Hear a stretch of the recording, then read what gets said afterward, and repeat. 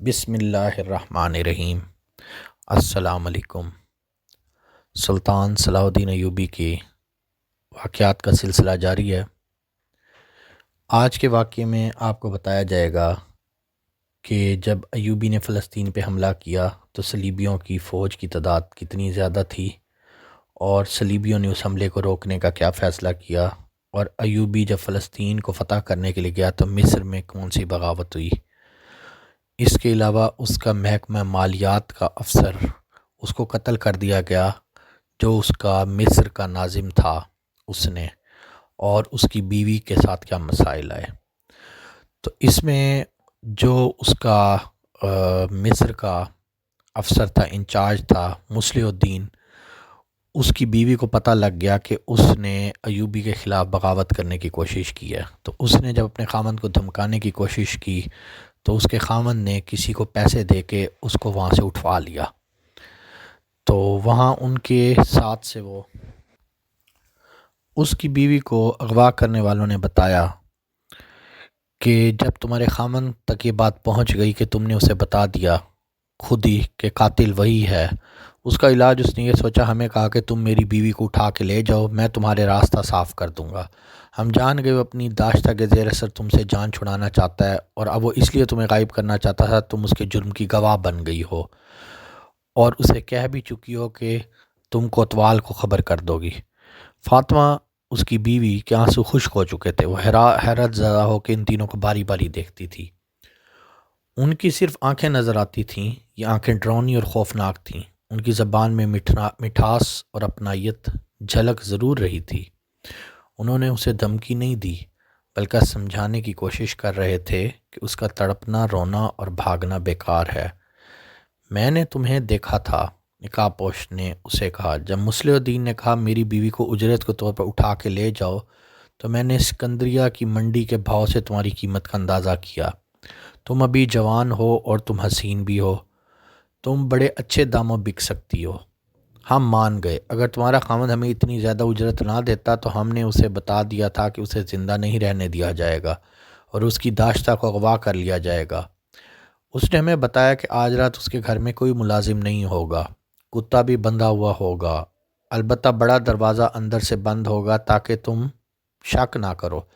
ہم تینوں نے ایک دوسرے کے اوپر کھڑے ہو کے تمہارے گھر کی دیوار پھانگی۔ ہم نے خنجر لے رکھے تھے اور سنبھل سنبھل کر چل رہے تھے کیونکہ ہمیں تمہارے خامند پر بھروسہ نہیں تھا، وہ ہمیں مروا سکتا تھا، لیکن ایسا نہیں ہوا۔ ہمارے لیے راستہ واقعی صاف تھا، تمہیں اٹھایا اور لے آئے۔ اس نے یہ کہانی تمہیں اس لیے سنائی ہے کہ تم اپنے خامند کے گھر کو دل سے نکال دو۔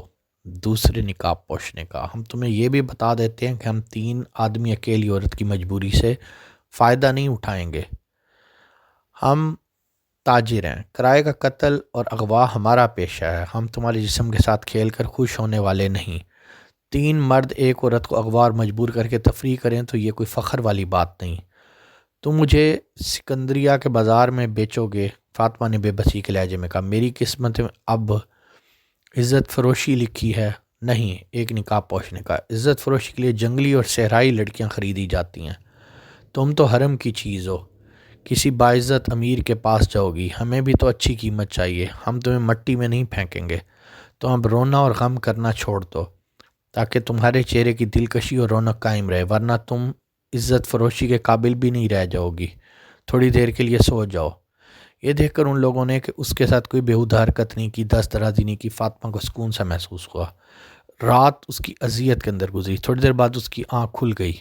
اس کا دل خوف اور گھبراہٹ کی گرفت میں تھا، اس صورتحال کو قبول نہیں کر سکتی تھی۔ اس نے دیکھا تینوں نقاب پوش سوئے ہوئے ہیں، وہ بھی رات بھر کے جاگے ہوئے تھے۔ فاطمہ نے پہلے تو یہ سوچا کسی ایک کا خنجر نکال کر تینوں کو قتل کر دے، لیکن اتنی جرأت نہ کر سکی، تینوں کو قتل کرنا آسان نہ تھا۔ اس نے گھوڑے دیکھے، ان لوگوں نے گھوڑوں سے زینے نہیں اتاری تھی۔ وہ آہستہ سے اٹھی اور دبے پاؤں ایک گھوڑے تک پہنچی۔ سورج ٹیلوں کے پیچھے جا رہا تھا اور فاطمہ کو معلوم ہی نہ تھا وہ قاہرہ سے کتنی دور ہے۔ اس نے خطرہ مول لے لیا کہ صحرا کے اندر بھٹک بھٹک کے مر جائے گی اور ان لوگوں کے ہاتھوں سے ضرور نکلے گی۔ اس نے گھوڑے پہ سوار ہوتی ایڑ لگائی۔ شور کے اندر نقاب پوش اٹھ گئے، انہوں نے فاطمہ کو نکلتے دیکھ لیا تھا۔ وہ اس کے پیچھے بھاگے۔ فاطمہ بھی اپنے گھوڑے کو تیز رفتار بھگاتی جا رہی تھی۔ نقاب پوش بھی پہنچے تھے، فاصلہ کم ہو رہا تھا۔ اس کو اچانک نظر آیا کہ کھلے صحرا میں 4 اونٹ سوار آ رہے ہیں۔ اس نے چلانا شروع کر دیا، بچاؤ، ڈاکوؤں سے بچاؤ۔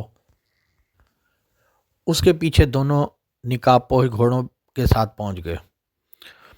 اونٹ سواروں کو دیکھ کے انہوں نے گھوڑوں کی باگیں کھینچی اور گھوڑے بھی موڑے۔ اونٹ سواروں نے بھی اونٹ دوڑائے، ایک نے کمان میں رکھ کے تیر چھوڑا، ایک گھوڑے کی گردی میں اتر گیا، گھوڑا تڑپا۔ اونٹ سواروں نے انہیں للکارا تو دوسرے نے گھوڑا روک لیا۔ انہیں معلوم تھا کہ وہ 4 تیر اندازوں کی زد میں ہیں۔ فاطمہ نے بتایا ان کا ایک ساتھی اندر ہے، ان دونوں کو پکڑ لیا گیا۔ یہ چاروں سلطان ایوبی کی فوج کے گشتی دستے کے سپاہی تھے۔ سلطان ایوبی نے سارے صحرا میں گشتی پہرے کا انتظام کر رکھا تھا تاکہ کوئی حملہ نہ ہو۔ اس نے ان کو بتایا کہ وہ کس کی بیوی ہے۔ اس نے یہ بھی بتایا ناظم مالیات قتل ہو گیا اور قتل اس کے خاوند مصلح الدین نے کرایا ہے۔ وہ مصر کے شہر کا ناظم ہے اور قاتل ان تینوں میں سے ایک ہے۔ تیسرے نقاب پوش کو پکڑ لیا گیا، اس سے بھی خنجر لے کے ایک گھوڑے پہ 2 نقاب پوش اور تیسرے پہ ایک کو بٹھا کے سپاہی اپنے کمانڈر کے پاس چلے گئے۔ فاطمہ کو انہوں نے اونٹ پر بٹھا لیا، اس اونٹ کا سوار اپنے ایک ساتھی کے پیچھے سوار ہو گیا۔ اس قافلے کے سامنے 4 میل کی مسافت تھی جو انہوں نے سورج غروب ہونے تک طے کر لی۔ یہ ایک نخلستان تھا جہاں خیمے بھی نصب تھے، یہ دستے کا ہیڈ کوارٹر تھا۔ فاطمہ کو اس کمانڈر کے سامنے پیش کیا گیا، تینوں نقاب پوشوں کو پہرے میں بٹھا دیا گیا، انہیں اگلے روز قاہرہ بھیجنا تھا۔ دوسری طرف سلیبی نے فیصلہ کر لیا کہ وہ کرک کے قلعے میں جو کہ فلسطین میں ہے بیٹھے بیٹھے صلاح الدین ایوبی کا انتظار نہیں کریں گے۔ انہوں نے فوج کو تقسیم کرنا شروع کر دیا۔ ریمانڈ کی فوج مسلمانوں کی فوج پر پیچھے سے حملہ کرے گی۔ کرک کے قلعے کے دفاع کے لیے جرمنی کی فوج تھی جس کے ساتھ فرانس اور انگلستان کے کچھ دستے تھے۔ انہیں جاسوسوں نے بتایا کہ سلطان ایوبی نئی فوج تیار کر رہا ہے۔ صلیبی حکمرانوں نے ان چیزوں کا جائزہ لیا کہ وہ سلطان ایوبی کے ٹریننگ کیمپ پہ حملہ کر کے پیچھے ہٹائیں، لیکن ان کی انٹیلیجنس نے اس تجویز کی مخالفت کی۔ دلیل یہ تھی سلطان ایوبی نے دفاع کی 3 تہیں بنائی ہوئی ہیں جن میں سے ہر تہہ جو ہے وہ حرکت میں ہے۔ اس کے بعد اس کے دیکھ بھال کے دستے دور دور تک گھومتے پھرتے ہیں، صحرا میں ہلتی ہوئی ہر چیز کو قریب جا کر دیکھتے ہیں۔ ان دفاعی انتظامات کو دیکھ کے صلیبیوں نے اس حملے کا خیال دل سے نکال دیا تھا۔ ایک امریکی مصنف اینٹنی ویسٹ نے متعدد مورخوں کے حوالے سے لکھا ہے کہ صلیبیوں کے پاس سلطان ایوبی کی نسبت 4 گنا زیادہ فوج تھی، جس میں ذرہ پوش، پیدل سواروں کی بہتات تھی۔ اگر یہ فوج سلطان صلاح الدین ایوبی کے پاس اوپر ڈائریکٹ حملہ کرتی تو مسلمان زیادہ دیر نہ جم سکتے، مگر صلیبی فوج کو شوبک کی شکست میں جو نقصان اٹھانا پڑا، ایک تو اس کی دہشت تھی جو صلیبیوں کا مورل نیچے تھا، دوسری وجہ شوبک کو لوہے کا قلعہ سمجھتے تھے اور اس کچھ فہم میں مبتلا تھے کہ سلطان ایوبی کو قلعوں سے دور ہی ختم کر دیں گے۔ اس کے علاوہ آگ کی ہنڈیوں نے گھوڑوں اور اونٹوں کو اتنا دہشت زدہ کر دیا تھا کہ خاصے عرصے تک جانور معمولی سی آگ دیکھ کر بھی بھاگ جاتے تھے۔ اینٹنی ویکس نے یہ ثبوت بھی مہیا کیا کہ صلیبی فوج مختلف بادشاہوں اور ملکوں کو اکٹھا کر کے بظاہر متحد تھی، لیکن اتحاد برائے نام تھا، کیونکہ ہر بادشاہ اور اس کی فوج کا کمانڈر اپنا ملک بڑھانے اور بادشاہی کو بڑھانے کی خواہش میں تھا۔ ان میں صرف ایک جذبہ اکٹھا تھا کہ مسلمانوں کو ختم کرنا ہے، مگر ان کے دلوں میں جو اختلافات تھے ان کے فیصلوں پہ اثر انداز ہوتے تھے۔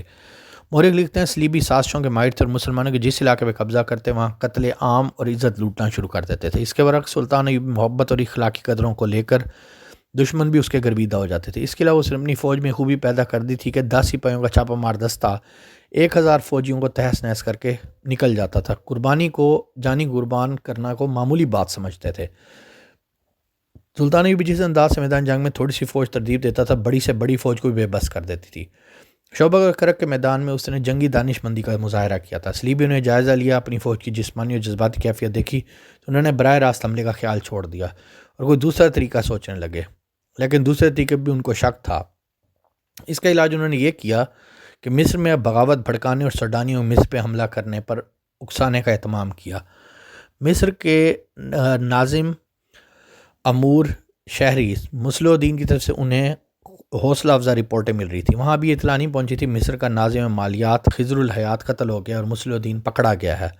کرک تک کی اطلاع پہنچنے کے لیے کم از کم 15 دن چاہیے تھے، کیونکہ راستے میں سلطان ایوبی کی فوج تھی۔ قاصد کو بہت دور سے آنا پڑتا تھا چکر کاٹ کے۔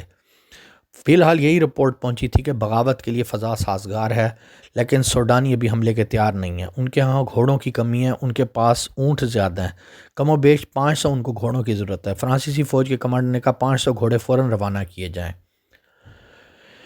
کیا بغاوت جو ہے مصر میں کامیاب ہو گئی؟ اور کیا سلطان صلاح الدین ایوبی کو شکست ہوئی، آنے والے حصے میں بتایا جائے گا۔